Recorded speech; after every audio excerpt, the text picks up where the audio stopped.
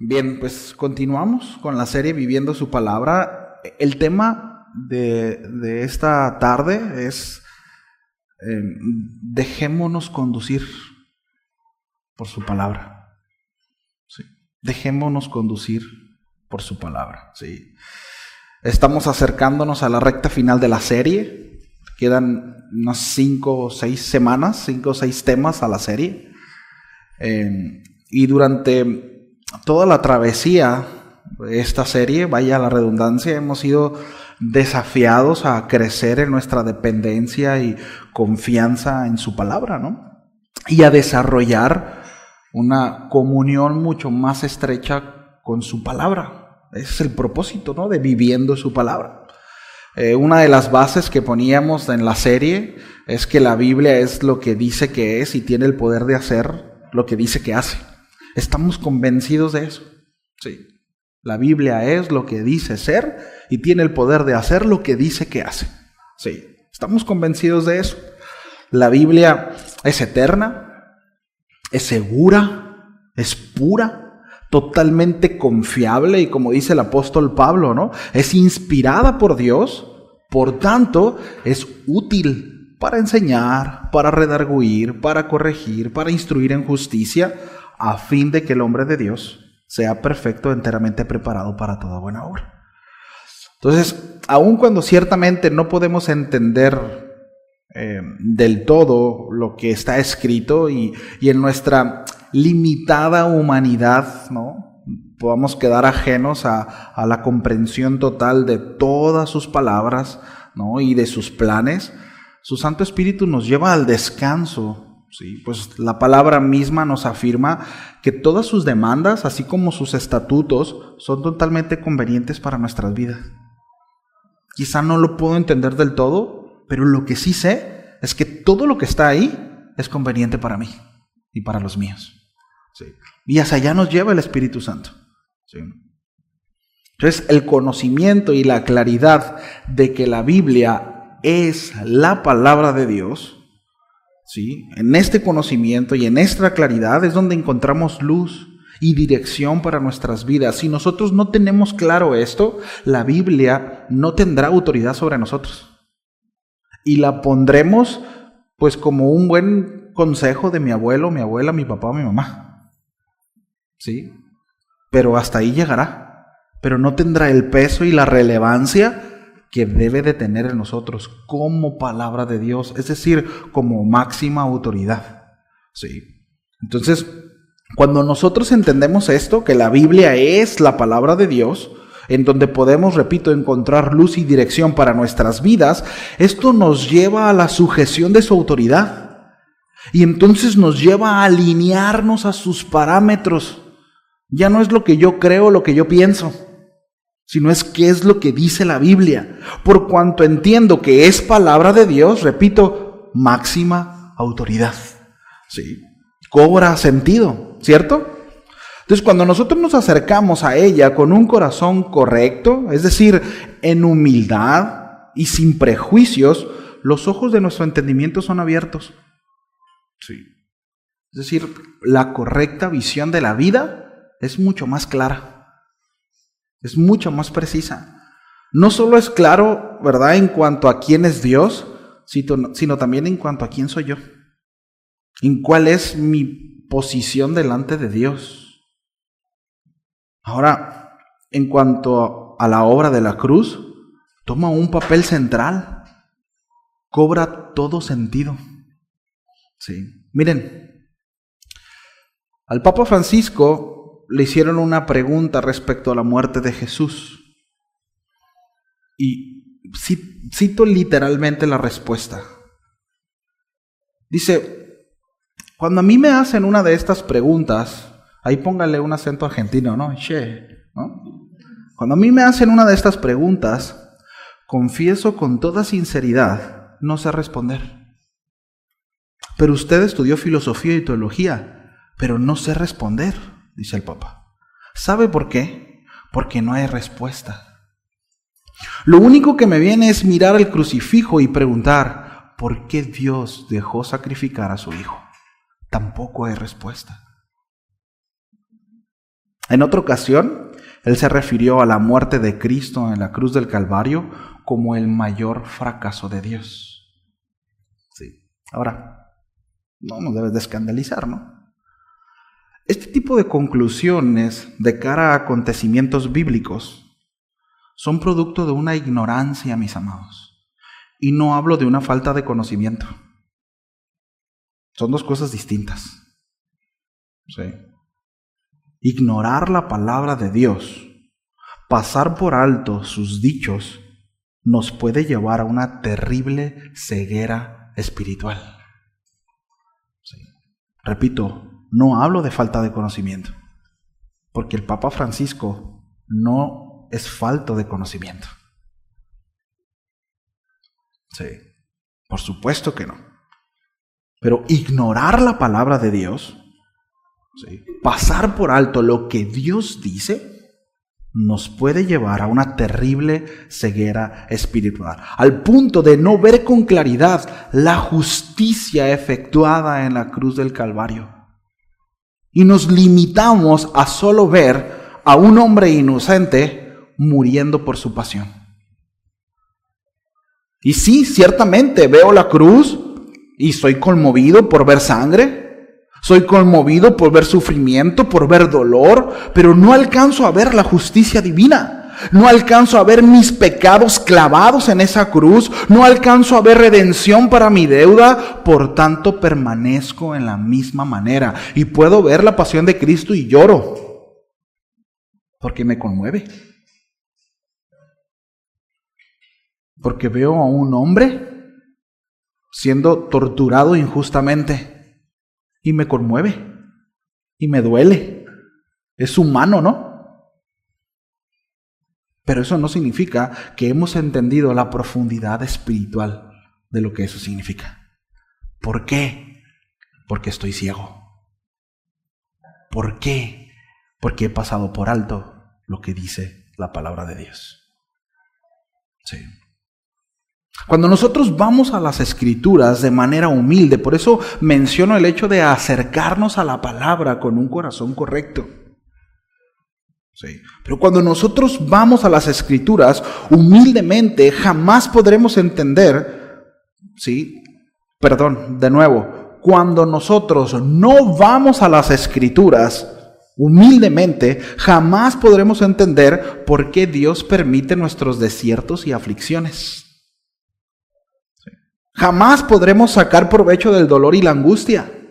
La queja será la constante y el descontento en el corazón será lo presente. ¿Por qué? Porque no alcanzo a ver.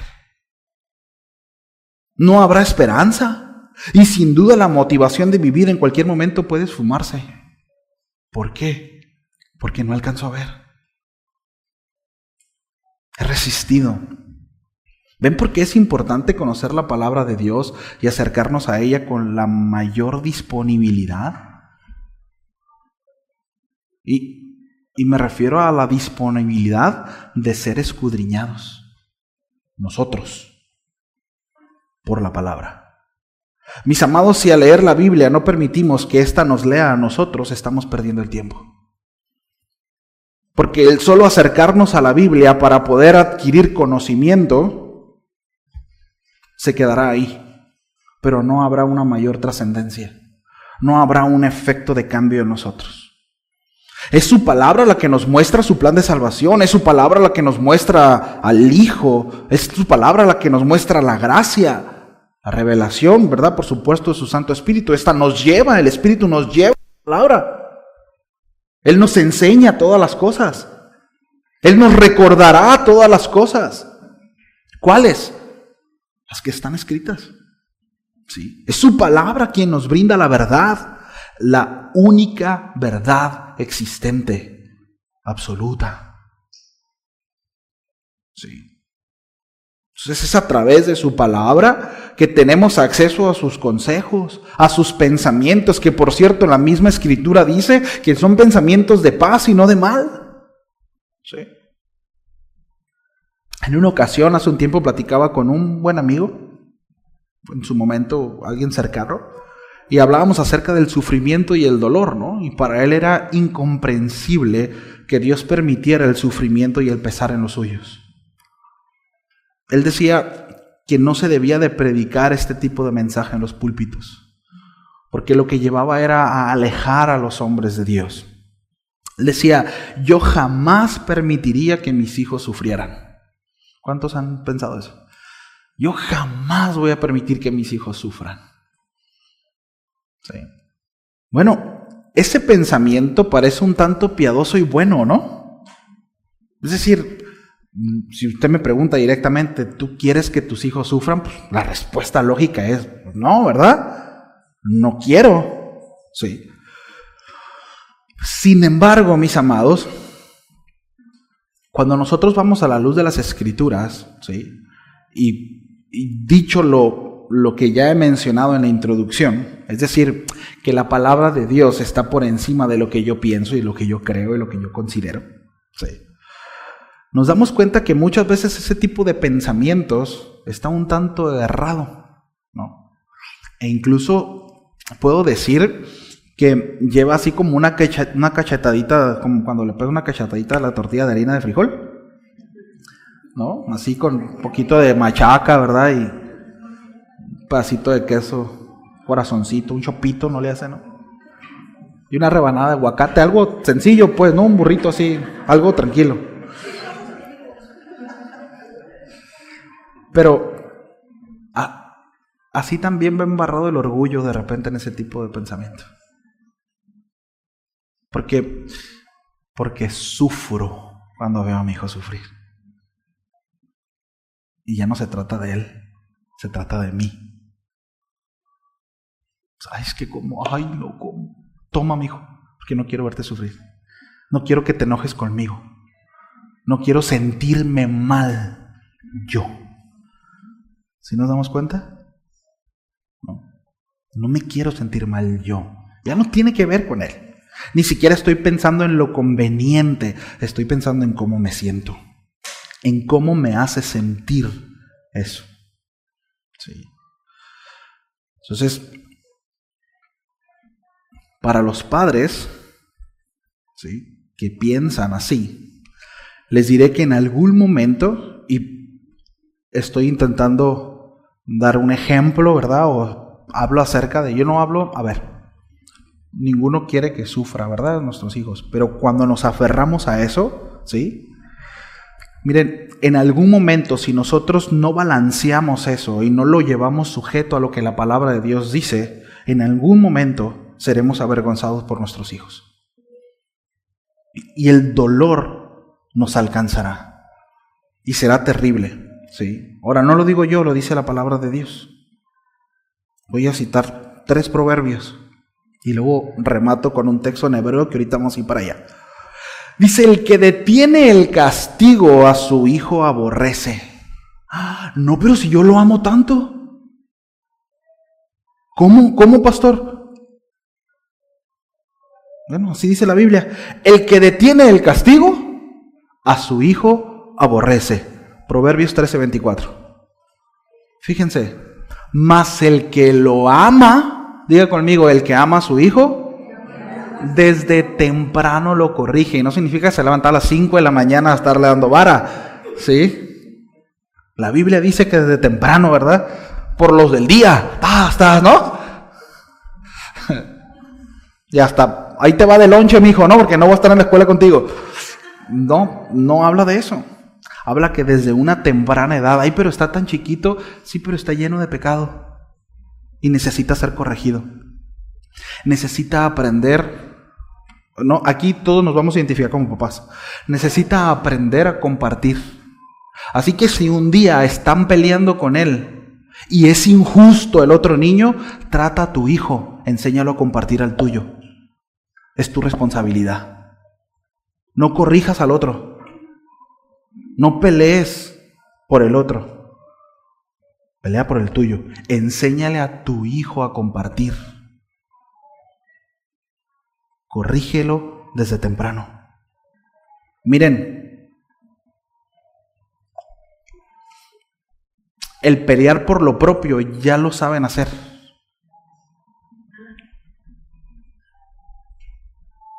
Eso ya lo saben hacer. no refuerzan eso. Pero el compartir, pero el aprender a ceder, el aprender a perder, eso no lo saben y lo necesitan. Eso enséñenle. Sí. Proverbios 29:15. La vara y la corrección dan sabiduría. ¿Cuántos quieren hijos sabios? La vara y la corrección dan sabiduría. Ángel se está certificando en línea. Mi hijo, la mayoría saben que nosotros tenemos educación en casa, ¿sí? Y cada tanto hay un refuerzo porque se está certificando. Ya está ahorita haciendo exámenes de secundaria. Pero en unas de las materias que tiene con su maestro, que por cierto un maestro, muy buen maestro, ¿no? De apoyo y muy respetuoso y todo, pero se abordó el tema de la violencia. Y Ángel le comentaba que nosotros pues, le dábamos vara, ¿no? Entonces, pues lógicamente se puso sobre la mesa el hecho de que la vara era maltrato infantil. Y Ángel le dijo, no, pues es que viene en la Biblia, ¿no? Y Dios dice que mis papás, ¿no? Me aman, por tanto, por cuanto me aman, nos corrigen, ¿no? Entonces el maestro dice, no, es que ahí no es literal, ¿no? Salió teólogo el brother. No, es que no es literal, dice, lo que pasa es que... Y bueno, ya después mi esposa fue y habló con el maestro y le dijo, no, sí es literal. Se habla de vara, ¿sí? Y no habla de maltrato, no habla de desahogo, no habla de golpes, no habla de te pego porque estoy harto. No habla de ya no te aguanto, por eso te agarro a varazos. No habla de eso. Habla de te corrijo en amor. Y me aseguro que estás entendiendo por qué te doy vara. Pero te corrijo. Vara no es el manotazo. Vara no es el ya. Eso no es vara. O el quitarme, ¿no? De allá salió corriendo el niño, ¿no? Ahí voy atrás de él. Eso no es lo que dice la Biblia. ¿Sí? Vara es por decir, hijos, vengan. Hijo, hija, ven para acá. Date la vuelta y te doy vara. ¿Sí? Me aseguro, trato el corazón. ¿Sabes por qué te estoy dando vara? Sí. Y llevarlos a entender que es necesario. Y ahorita vamos a ver un poquito más de eso, porque nosotros necesitamos entender eso, mis amados, porque así somos tratados por Dios. Sí. La vara y la corrección dan sabiduría. Proverbios 29:15 dice, mas el muchacho consentido, dice, avergonzará a su madre. ¿Usted cree que le atinó la Biblia cuando habla de su madre? Y aquí lo digo con mucho respeto y cariño para las mamás, que suelen ser consentidoras y de repente se puede llegar a perder la objetividad. Tengan cuidado de no consentir a sus hijos. Sean objetivas. Es necesario el amor, esas emociones desbordadas en el corazón de la mamá son muy importantes. Son cosas que nosotros como varones no tenemos. Y no se nos dará aún y no es que la mamá ame más que el papá. Simplemente son expresiones distintas, lenguajes de amor muy distintos. Y son necesarios. Ese desborde de emociones en las mujeres, en las mamás en este caso, son muy importantes. Pero en sabiduría, sujetas las emociones a lo que Dios establece.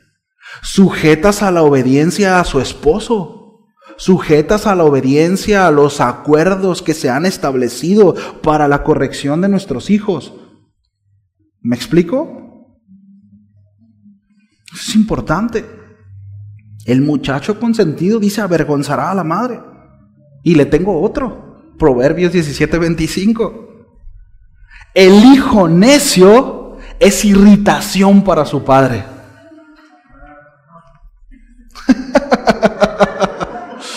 Amén. Dice, el hijo necio es irritación para su madre. Dice, y amargura para la que lo dio a luz. Qué terrible, ¿no? Y dice la Escritura, ¿sabes cómo se aparta la necedad en el corazón del hijo? disciplinándolo. Por eso la enseñanza se titula, como les dije al principio, dejémonos guiar, dejémonos conducir. Sí. Vamos a Hebreos 12, por favor. Hebreos 12, vamos a leer a partir del versículo 3. Teniendo en cuenta todo esto como base, ¿va?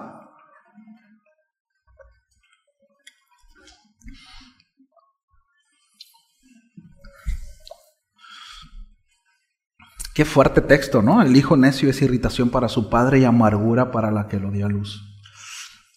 Qué triste que pudiera llegar o que pueda ser algo así para nosotros. Qué triste. Estamos ahí, Hebreos 12, 3, sí. Dice, considerar a aquel que sufrió tal contradicción de pecadores contra sí mismo, para que vuestro ánimo no se canse hasta desmayar. Mire, me voy deteniendo. Iba a leerlo corrido, pero me voy deteniendo, ¿sí? Dice considerar. Aquí el autor de Hebreos insta a los hermanos a considerar a Cristo, quien sufrió una gran oposición por los pecadores, es decir, por usted y por mí. Sí. Ahora, este sufrimiento es un ejemplo y una fuente de fortaleza para nosotros como creyentes, mis amados, para que no nos cansemos o no desmayemos en nuestro caminar de fe. ¿Saben por qué? Porque en nuestro peregrinar vendrá oposición, sí o sí.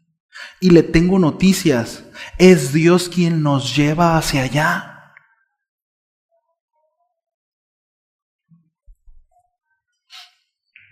Último mensaje de Jesús a sus discípulos antes de irse.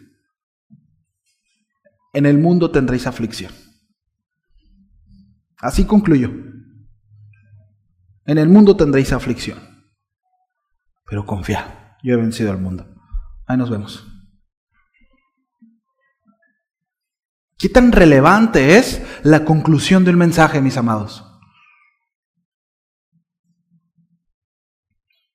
Por ejemplo, el apóstol Pablo, los que dicen que saben, dicen que una de las cartas más importantes del apóstol Pablo es su última carta a Timoteo. En cuanto al desborde en el corazón, es decir, al énfasis que el apóstol Pablo le da y aporta a esa carta. En cuanto a su persona, en cuanto a su corazón. Digo, teológicamente tenemos la carta a los romanos, considerada como la médula espinal del evangelio. Pero en cuanto al desborde del corazón de Pablo, como ser humano, como hombre, como servidor del Señor, ahí tiene 2 Timoteo, una de sus últimas cartas.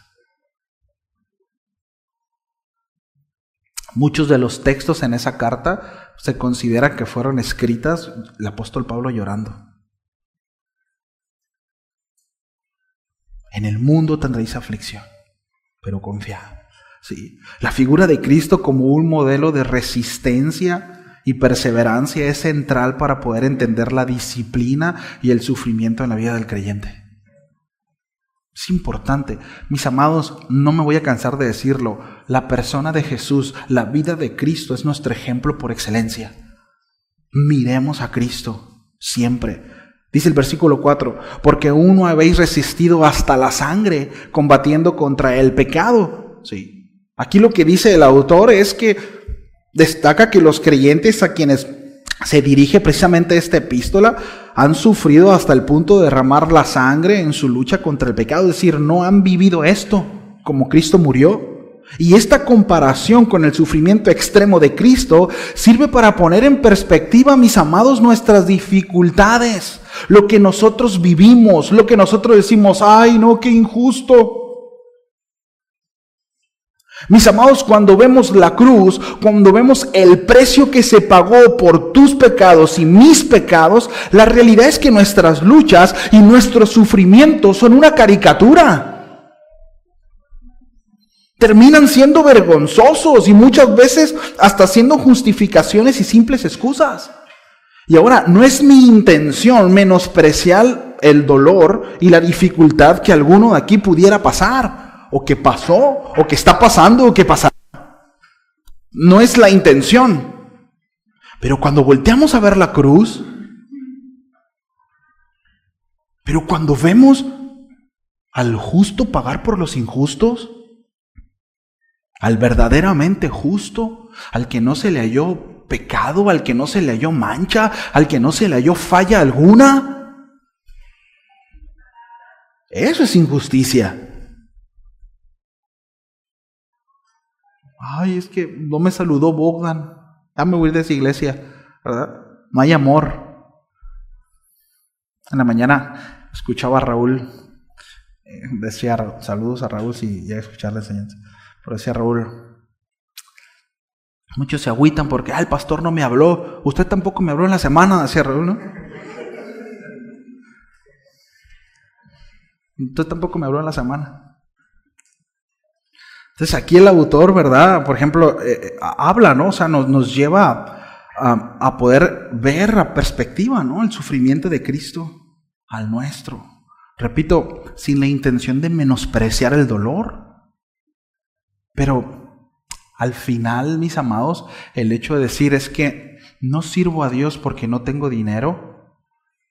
No sirvo a Dios porque no tengo tiempo. No sirvo a Dios por mi circunstancia. Híjole, no solo podemos voltear a ver a Cristo, quizá podemos voltear a ver a nuestro alrededor. Y muchos recibiríamos lecciones. Porque, miren, yo he escuchado un montón esa historia. Es que no tengo dinero. Si tuviera dinero, si tuviera tal trabajo, y lo tienen y ya no se parecen. Si tuviera carro y lo tienen y la condición es la misma. ¿No? En la mañana platicaba con Bogdan, le comentaba que en la secundaria, enfrente de la secundaria, enfrente, la casa de enfrente era una amiga que iba en el salón y siempre llegaba tarde. Siempre llegaba tarde. Hasta el sol de hoy, siempre llega tarde, a donde sea. No es la circunstancia. Es ella, es su corazón. Ahora, ella no es creyente.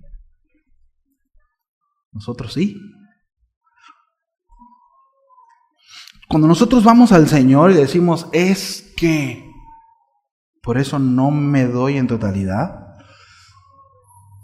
Híjole, el autor de Hebreos dice, voltea a ver a la cruz. Mira a Cristo. Sí. Terminará siendo nuestra circunstancia y nuestra adversidad, terminará siendo una justificación y una simple excusa al lado de la cruz. No. Versículo 5. Dice, ¿ya habéis ya olvidado la exhortación que como a hijos se nos dirige diciendo, Hijo mío, no menosprecies la disciplina del Señor, ni desmayes cuando eres reprendido por Él? Familia, escucha esto, porque el Señor al que ama disciplina, escucha esto, y azota a todo aquel que le reciba, a todo aquel que recibe por hijo. Aquí el autor cita Proverbios 3, 11 y 12, recordando a los creyentes la importancia de la disciplina de parte del Señor para nosotros. Y este pasaje subraya que la disciplina es una señal de amor y aceptación de parte de Dios. Aquel que Dios tiene por hijo, le disciplina. Ahora, va amarrado el versículo 7 y 8. Es la misma idea. Dice, si soportáis la indisciplina, Dios os trata como a hijos. Porque, ¿qué hijo es aquel a quien el Padre no disciplina? Mire qué fuerte es esto, Pero si os dejan sin disciplina, del cual todos han sido participantes, entonces, dice, sois bastardos y no hijos. Lo que está diciendo aquí el autor es que aquel que el Señor no disciplina es porque no es de Él. Así de sencillo. Estos versículos refuerzan la idea de que la disciplina es una marca de la filiación legítima. Si los creyentes soportan la disciplina, esto confirma que son hijos legítimos de Dios. La falta de disciplina sería una señal de que no somos de Él. En este sentido, mis amados, la disciplina es una evidencia de amor paternal y de la relación genuina con Dios. ¿Lo vemos? ¿Vemos el daño que podemos hacerle a nuestros hijos cuando no disciplinamos? Sí. Ahora, repito, esto tiene que ver con una pertenencia, tiene que ver con identidad. Fíjese qué importante, mis amados. Es una cuestión de identidad. Me sé hijo de Dios. Esto es una locura para aquel que no cree. Esto es una locura, el que está ajeno de la palabra. Sí. Ahora, y esto miren, es sentido común, ¿no? Es lógico. Yo no ando disciplinando al hijo del vecino, ¿no? Ni ando dándole vara porque se porta mal. No es mío que le dé disciplina a su papá, ¿no? Yo corrijo, disciplino y azoto a los míos. Mi responsabilidad. Y esto es sinónimo de amor. Sinónimo de amor. Así que no ande disciplinando a los hijos del vecino, disciplina a los suyos. Deje de ver las debilidades de los demás. Deje de calificar qué tan bueno o qué tan mal papá es el que está a un lado. Encárguese de su hijo. En amor se los digo. Sí. Entonces la disciplina, mis amados, no debe de ser despreciada ni vista como un castigo injusto. Al contrario, sino como una corrección amorosa que Dios aplica a aquellos que considera suyos. ¿Cuántos dicen gracias, Señor? ¿Cuántos dan gracias por ser de Él? ¿Sí? Así como un padre terrenal disciplina a sus hijos por amor y para su bien, pues Dios disciplina a sus hijos también para su santificación y para su crecimiento espiritual. Y miren, y Él sabe bien cómo hacerlo. Muchas veces nosotros no. Nosotros podemos llegar a ser injustos con nuestros hijos. Nosotros podemos llegar a cometer errores aun cuando hay una buena intención. Y cuando hay un buen deseo, pero Dios no, Él no se equivoca. Ni es tan severo, ni es tan blando. Él sabe lo que necesitamos. Él lo sabe. Y eso es un descanso, familia. Es un descanso. Sí, la disciplina divina, aquella que proviene del Señor, tiene el propósito, ¿sí?, de corregirnos, de educarnos. ¿Sí? ¿Cuántos no han seguido siendo educados por Dios después de que ya salieron de casa? ¿No? Llegamos, lo voy a decir por mí, pero llegamos como animalitos al Señor, ¿no? El Señor se encargó de hacer lo propio. Lo digo por mí, no se ofenda, por favor. Lo digo por mí. ¿Sí? Y sigues, van a decir uno. Bueno, el Señor está haciendo lo propio, ¿no? Tengámonos paciencia. Ya platicábamos ya lo he comentado antes, ¿no? Pues decía el pastor Fermín, decía, cuando llego al Señor, dice, el Señor me hizo amable, ¿no? O sea, uno de los cambios que hizo en mi vida es que Dios me hizo amable. Es decir, ahora la gente me ama. Antes no era amable. O sea, era difícil de amar. ¿Cuántos difíciles de amar habíamos aquí? Llenos de ira, sangrones, ¿sí? Todo veíamos mal, creídos. No sé en qué contexto venía usted, ¿no? Pero Dios transforma nuestra vida y ahora, ¿no?, en el Señor cada vez vamos siendo más fáciles de amar. Es más fácil, ¿no?, que nos amen. Porque el carácter de Cristo se está forjando en nosotros. ¿Sí? Y ahora es Cristo el que se ve reflejado en nuestras reacciones, en nuestra forma de conducirnos, en nuestra forma de pensar, en nuestra forma de hablar, aún en el trato para con los demás. Es Cristo, ¿no? Entonces, Mis amados, hablar acerca de la disciplina, repito, tiene como propósito el corregirnos y el educarnos. Y no se trata de un castigo arbitrario, sino de una herramienta que Dios utiliza para conformar a sus hijos a la imagen de Cristo. Sí. La resistencia a la disciplina de Dios puede llevar a la amargura, alejándonos de la fe, mis amados, mientras que su aceptación nos va a conducir a la paz, a la justicia, al hecho de poder descansar en Él. Sí. Ahora, para aceptar y entender la disciplina de parte de Dios es crucial tener una comprensión sólida de las Escrituras, como mencionaba al principio. Porque si no es autoridad la Escritura, quizás un mensaje como este, pues dices, pues no, como que no me late mucho, ¿no? Porque no lo siento. Porque no está en el corazón, no está en la emoción, al contrario. De hecho, el corazón y las emociones suelen conducirse de manera antagónica a lo que Dios establece.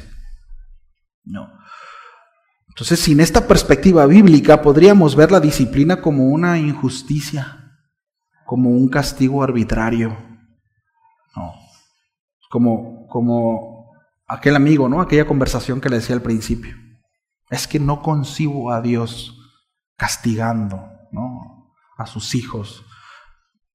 También hace poco platicaba con un amigo y me decía, es que yo no concibo a Dios mandando al infierno a sus hijos. Y le digo, brother, es que Dios no va a mandar a ninguno de sus hijos al infierno. ¿Sabía usted eso? O sea, claro, es inconcebible. Dios no va a mandar a ninguno de sus hijos al infierno. A los hijos del diablo sí. Él castigará el pecado. De hecho, Él castigó, Él hizo juicio en la cruz. Sí. Entonces, no, un hijo de Dios no se debe de preocupar por el infierno. No es para nosotros. El infierno no se hizo. Es más, y el infierno, yo sé que la mayoría lo sabe, pero por si las dudas, el infierno no es que esté el diablo gobernando en el infierno con un trinche picándole las costillas a los pecadores. Ese no es el infierno. El infierno es Dios en toda su ira. Y el diablo huésped de ahí. Así como todos los seguidores de él. Sí. Entonces Dios no enviará a ninguno de sus hijos al infierno. Porque Él no es injusto. Y porque Él a sus hijos los ama.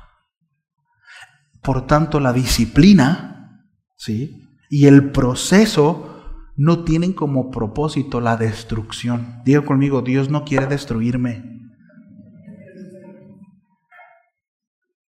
Dios quiere hacerme crecer. Dios quiere que dé fruto. Dios quiere que avance. ¿Sí? Entonces, entender esto desde las Escrituras, repito, nos permite aceptar su trato, mis amados, con gratitud, con confianza, viendo en Él una señal de nuestro estatus como hijos amados de Dios. ¿No? Repito, tiene que ver con el hecho de quién soy, ¿no? Entonces, todo hijo de Dios es llevado al desierto, es llevado a la prueba, es llevado a la angustia, ¿no? Por ejemplo, los hebreos, consolidándose como pueblo de Dios, seguido de eso fueron llevados al desierto. Jesús fue llevado al desierto. Así también nosotros somos llevados al desierto. Ahora, diga conmigo, todos somos llevados al desierto. Y mira, la palabra todos en el griego significa todos. Todos. ¿Sí? Sin embargo, hay dos clases de personas. Quienes son probados y aprueban. Y quienes son probados y reprueban. Ahí es para que el... ¿no? Miren, el desierto es una etapa crucial que Dios utiliza para transformarnos y para prepararnos para la herencia que tiene para nosotros. Sin embargo, no podemos entrar a la tierra prometida con la mentalidad de esclavitud. Debemos morir a nuestro viejo yo a nuestras viejas formas, para que podamos vivir plenamente en las promesas que Dios tiene para nosotros. Ahora, ¿dónde encontramos esta gran verdad? En las Escrituras. Dejémonos guiar. ¿Sí? Todo aquel que niega la prueba y el desierto como un proceso natural y necesario para el creyente, miente. Y está ajeno de las Escrituras. Y si quiere agregarle, sea tomado por hereje y blasfemo. Porque en la Biblia es claro. Todos somos llevados al desierto. Dios desea llevarnos a purificar nuestra fe y hacernos crecer en carácter. Ahora, el asunto es que muchos de nosotros, cuando somos llevados al desierto, creemos que somos indignos del proceso. Y vemos ese lugar como un lugar de destrucción, ¿sí? Y donde no puede haber fruto. El asunto es que, mis amados, para el Hijo de Dios, el desierto no es así. El desierto no es así. Miren, a lo mejor usted ya lo sabía, pero aquí le viene un dato muy importante acerca del desierto. Definición de desierto según un diccionario hebreo. Se denomina así, desierto, a un territorio estéril o una región no cultivada apropiada para pastoreo y ocupadas por nómadas. La palabra hebrea que significa desierto es mishbar. Ahora, la etimología de esta palabra, ¿sí? La etimología de esta palabra significa lugar para pastorear. El desierto puede ser dos tipos de lugares. Un lugar árido y estéril, y el otro un lugar donde Dios desea pastorearnos.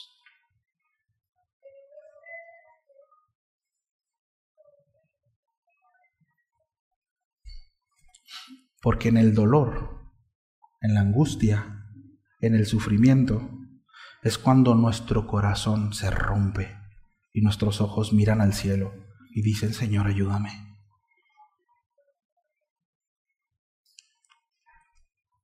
El desierto, mis amados, no era un simple lugar de tránsito para el pueblo de Israel, sino un escenario de transformación, de purificación.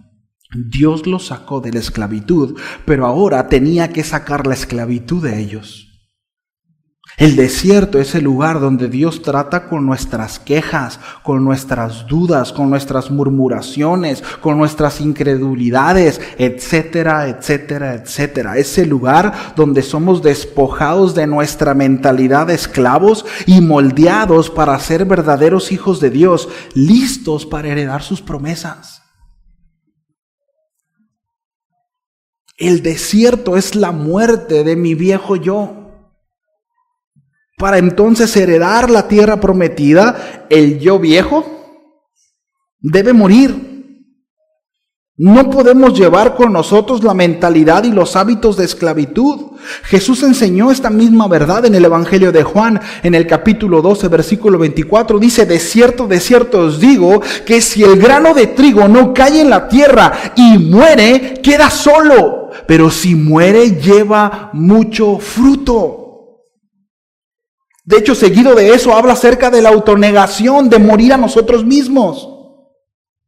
Y aquí Jesús utiliza la metáfora de la semilla para enseñarnos que la muerte es necesaria para la vida y para la productividad. Debo morir. Y el desierto es el lugar en donde debo de morir. Allá es donde Dios me lleva a morir. Allá. De la misma manera, en el desierto, nuestro viejo yo debe de morir para que el nuevo yo salga a la luz, creado a la imagen de Cristo, y que éste pueda surgir y pueda dar fruto. ¿Me ayudan con el piano, por favor? Todavía no termino, pero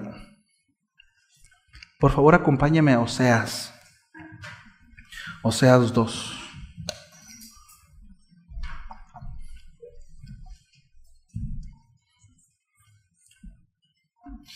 A ver, ¿conocemos la historia de Oseas? Más o menos, ¿sí? cómo Dios lo lleva a tomar una mujer, ¿no?, que se prostituye. El propósito del libro de Oseas es mostrar nuestra condición, no en el profeta, sino en la mujer. ¿Sí? Y es muy conmovedor. Les soy sincero, ayer este pasaje me hizo llorar un buen rato. ¿Sí? Pero es muy conmovedor ver cómo a Dios le ha placido amarnos a pesar de quienes somos. Es muy conmovedor cómo el Dios de la gloria, el creador del universo, el todopoderoso, que no tiene necesidad de absolutamente nada ni de nadie, te ama y me ama.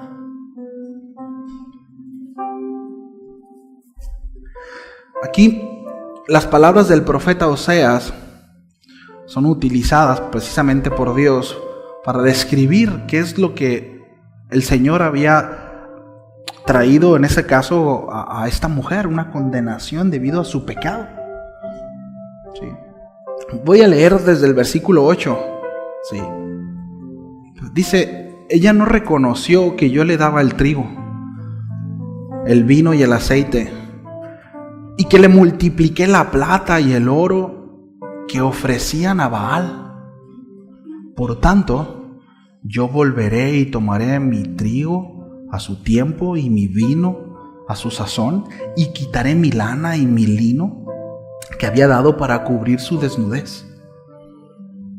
Y ahora descubriré yo su locura delante de los ojos de sus amantes, y nadie la librará de mi mano. Haré cesar todo su gozo, sus fiestas, sus nuevas lunas y sus días de reposo, y todas sus festividades. Y haré talar sus vides y sus higueras, de las cuales dijo: mi salario son, salario que me han dado mis amantes. Y las reduciré a un matorral, y las comerán las bestias del campo.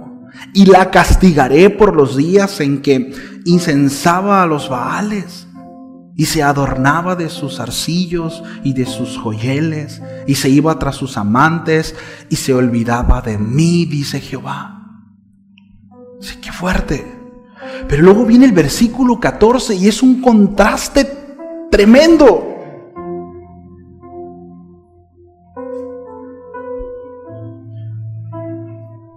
No habla que esta mujer hizo algo al respecto. No habla que esta mujer respondió en lo absoluto. No hay un contexto. Simplemente viene y dice lo siguiente: pero he aquí, dice, que yo la traeré. Dios, Él nos atrae.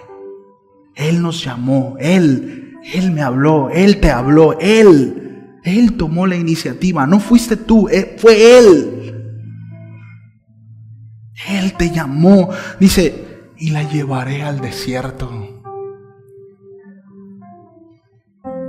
La llamo y la llevo al desierto, y hablaré a su corazón. Ahí, en el desierto,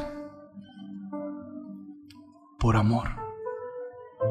Y más adelante dice que Él le restituirá, le regresará el vino, el aceite, el trigo. Dice: ya no me vas a llamar Señor, sino ahora me vas a llamar marido. Y esta palabra de marido también se puede utilizar como amor. Ahora podrás decirme amor. Habla de esa cercanía. Sí, ya no seré un Dios o el Dios, sino ahora seré tuyo. No. Pero quiero que veamos este elemento importante. El Señor es quien nos atrae. Y seguido de atraernos, de llamarnos, de salvarnos, nos lleva al desierto. si estás pasando por un proceso de desierto, es por amor. Es por amor. No es que Dios se haya olvidado de ti. No es que Dios no te ame. No es que Dios no tenga cuidado de ti. Es porque te ama. Es porque me ama. Y Él sabe cuánto necesitamos pasar por el desierto. Él sabe cuánto tiempo es necesario. Él sabe por dónde llevarnos. ¿Sabías que el pueblo podía cruzar desde donde salió a la tierra de Canaán en 40 días? Fueron 40 años. Y Dios lo guiaba. No es que se le perdió la brújula a Moisés. No, Dios los llevó por el desierto, dando vueltas 40 años.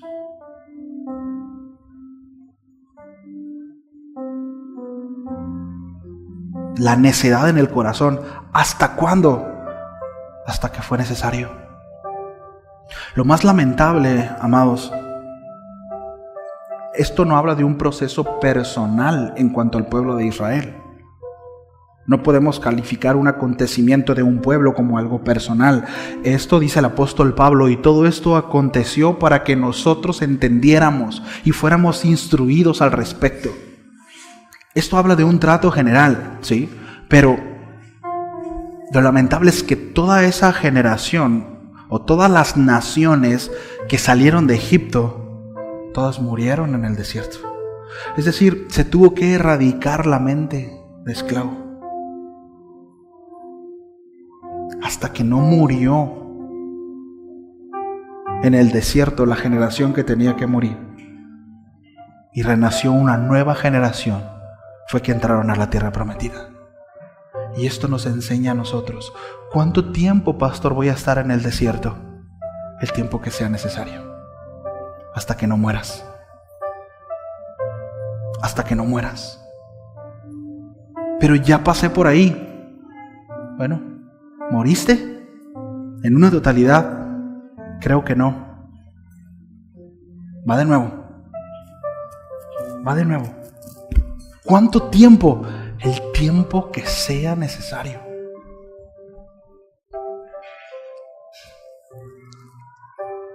¿Es injusticia de Dios? No. Es por amor. No. Dios nos devuelve aquello que un día se nos dio por heredad, por el hecho de ser de Él. No es que el diablo te lo haya quitado y tengas que arrebatárselo y regrésame lo que me quitaste. No. Nosotros somos los que perdemos eso por nuestro pecado y es Dios quien nos lo quita. Ahora, que utilizará al enemigo y muchas otras cosas, seguramente, pero es Dios y es Dios quien nos lo regresa. No es el diablo. El diablo anda ya en la ONU, anda organizando todo el asunto. Eso, miren, seguramente el diablo ni nos pela. El diablo no es omnipresente, ¿sabía usted eso? El diablo no está en todos lados. Él no está aquí, seguramente.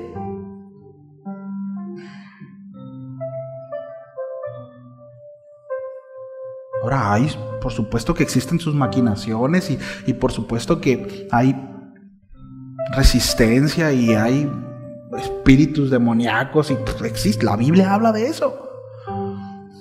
Pero lo que hoy es, lo que perdimos, es Dios quien nos los quita por nuestro pecado, por nuestra necedad, y también es Dios quien nos los da. También es Dios quien nos los regresa. También es Él quien nos da eso. Dios no nos lleva al desierto para abandonarnos ahí, sino para transformarnos. Es un lugar de disciplina, pero también es un lugar de provisión divina. En el desierto, mis amados, es donde ves caer maná del cielo. En el desierto es donde la columna de fuego te guía. En el desierto es donde ves la nube, esa que te cubre del sol. En el desierto es donde tus prendas no se desgastan. Ahí es donde vemos cara a cara a Dios, en el desierto.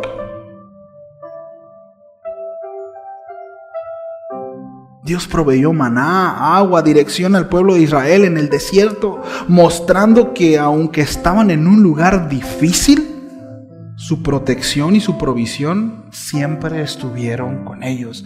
Y así es con nosotros. Así es con nosotros. De hecho, en el capítulo 14 de Números, no vayas para allá, pero habla acerca de que, dice, tus hijos, dice, estarán 40 años pastoreando en el desierto. Es el juicio de parte de Dios. Dice, y ahí conocerás mi castigo. Pero después viene la entrada a la tierra prometida. Finalmente, después de la transformación del desierto, viene la promesa. Dios no nos deja en el desierto eternamente. Todo pasará. Cielo y tierra pasará. Y el desierto también está en la tierra. Va a pasar. Va a pasar. Y un día podemos heredar. Así como Josué repartió las tierras, así el Señor también repartirá lo que cada uno le corresponde en el cielo. Sí, así también. Josué y Caleb fueron los únicos de su generación que entraron en la tierra prometida. Tenían una mentalidad distinta. Lo podemos ver en el ejemplo. ¿Se acuerdan cuando fueron como espías? ¿Ven el contraste de mentalidad? No es imposible, no. Había gigantes, había oposición. No, así no, brother, eso no. No. Limitado. Y no estoy hablando de una mentalidad, de un falso positivismo. No estoy hablando acerca de eso. Pero es la verdad que muchas veces nuestra mente nos detienen para muchas cosas. Una mente de esclavo. El no confiar en el Señor, el no ver cómo Dios ve las cosas, ¿no? Y vemos ese contraste, ¿no? Los otros dijeron, no tiene caso. Mejor por ahí hagamos algo. ¿Y cuál fue la mentalidad? ¿Recuerdan de Josué y Caleb? No. Había unos frutos. Es tierra deseable, claro. Sí, es la tierra del Señor, por supuesto que sí. Termino. Amados, no despreciemos el desierto por el cual Dios nos quiere llevar. Es un lugar de muerte, sí, pero también es un lugar de resurrección. No nos rehusemos por el camino el cual quiere llevarnos la palabra de Dios. No nos rehusemos. No intentemos acortar el camino. Los atajos son peligrosos. Pueden llegar a ser confusos y la mayoría de ellos pueden conducirnos a destinos no deseados. Sí. Una vez mi papá iba llevando a mi hermana a la escuela. Y iba a tal lugar y de repente le dice mi hermana a mi papá, vete por allá. Dice, ¿por dónde? Por allá, vete. Y le dice, pero ¿por qué? Es que mi mamá cuando vamos a apurar se va por allá. ¿Y por dónde agarra? El caso es que agarraba un atajo que la llevaba mucho más lejos de lo que era recto, ¿no? A veces somos así, ¿no? Ahí está. Pero no vemos, ¿no? Y agarramos atajos. Hay una ilustración que me gusta mucho y ya la han de haber escuchado, pero la vuelven a escuchar, no pasa nada. Sí, ya voy a terminar. Y esto ilustra la confianza para con Dios, aun cuando no tenemos claras cosas, ¿no? Cuenta la historia narrativa de un alpinista, ¿no? Y este alpinista iba subiendo, en una de esas se resbala y cae a un voladero y queda colgado. Y él voltea abajo y no ve nada, solo neblina. ¿Se imagina? O sea, era profundo, no había nada y apenas se alcanzaba a verse la punta de los pies. Y era creyente. Dice que era de casa de oración la historia. Casa de oración La Paz. Y clamó a Dios, le dijo, Señor, ayúdame. Y vino un pensamiento a su mente y le dijo, corta la soga. Y volteó y no veía nada. Dijo, no. Y de nuevo clamó a Dios y le dijo: Señor, ayúdame por favor. Y esa mente le volvió a decir: corta la soga, córtala. No lo hizo. No lo hizo. No se animó. Dice la historia que a los días lo encontraron muerto, colgado a 10 centímetros del suelo.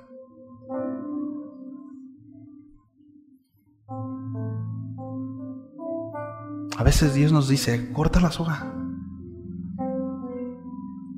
descansa, corta la soga. Pero no vemos. ¿Recuerdan lo que decíamos al principio? No vemos. Estamos cegados porque pasamos por alto la instrucción de Dios y nos limita. No está clara nuestra visión. Sí. En Dios no hay atajos. Su palabra siempre nos llevará por un camino, la senda de justicia, la senda de santidad. No hay otro camino. Sí. Su palabra siempre nos llevará a caminar por el sendero angosto donde nuestras excusas, nuestros pretextos, nuestros temores, nuestra resistencia no caben. Solo nosotros. Sí. Pero es el camino seguro. Es el camino seguro. Donde por más torpe que seamos, no nos vamos a extraviar. ¿Sí? ¿Oramos? Sí.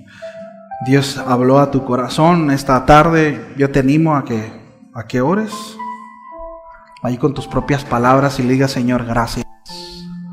Gracias. Y quizás afirmó algo en tu corazón, ya sabías.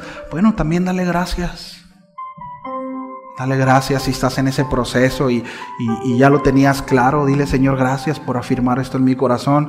Si quizás no lo tenías claro y había una resistencia en tu corazón por estos procesos, pues yo te animo, te invito a que pidas perdón y le digas: Señor, perdóname, porque no veo con claridad, porque me resisto al trato que quieres tener conmigo, Señor, y hay un montón de cosas que estorban, Señor, y me han llevado a no crecer, a no avanzar, a no dar fruto, y quizás eso me ha estancado, Señor. Y solo me ha llevado a que mi corazón se enfríe, a que mi corazón no crezca, no avance, no dé fruto. Señor, perdóname por eso y te ruego que me ayudes a aceptar el proceso, Señor. Aun cuando sea difícil, cuando sea complicado, ayúdame, dame la fuerza necesaria para poder resistir y ser aprobado, Señor. Y que aun cuando la fuerza se me acabe, cuando me sienta totalmente débil y a punto de desmayar, Señor, que pueda desbordarme en ti, Señor, y que en ti pueda tomar fuerzas para volver a levantarme y para poder avanzar y poder seguir caminando, Señor. Padre, ahora sé que el desierto es un lugar a donde tú quieres llevarme para pastorear mi corazón, donde quieres llevarme para hablar a mi corazón y tratar aquellas cosas que son necesarias tratar, Señor. Ayúdanos, Señor. Ayúdanos. A la luz de tu palabra podemos ver que tú nos amas y que nos tratas conforme lo necesario, Señor, y que en ti no hay error. Así que ayúdanos a no resistirnos, Señor, por el camino el cual tú nos estás llevando. Queremos ser obedientes, Señor. Queremos ser obedientes a tu palabra, a tu consejo. Señor, bendigo a cada uno de mis hermanos y te suplico que les ayude, Señor. Yo los bendigo y ruego que le des fuerza, Señor, en el proceso. A veces el proceso es difícil, el proceso es complicado, Señor. Puede ser escasez, enfermedad, quizás alguna circunstancia el cual ya no hay remedio, pero tú puedes dar la fortaleza en el corazón, Señor, y puedes llevarlos a ver la situación desde una perspectiva distinta, desde una perspectiva eterna. Señor, que como el autor de Hebreos llevaba, Señor, a los hermanos de aquel tiempo precisamente a ver el sufrimiento de Cristo, para así poder entender un poco, Señor, la perspectiva y la realidad en la que vivimos, que así también tu Espíritu Santo nos lleve, Padre, a la palabra y que nos lleve a ver lo que tú hiciste en la cruz, Señor, que en realidad en perspectiva, Padre, es muy poco lo que nosotros vivimos a comparación. Y yo ruego, Señor, para que todo esto obre, por supuesto, a bien, nos fortalezca, Señor, para que tú seas glorificado y que podamos llevar fruto, Señor. A ti sea la gloria por siempre, en el nombre de Jesús. Amén y amén.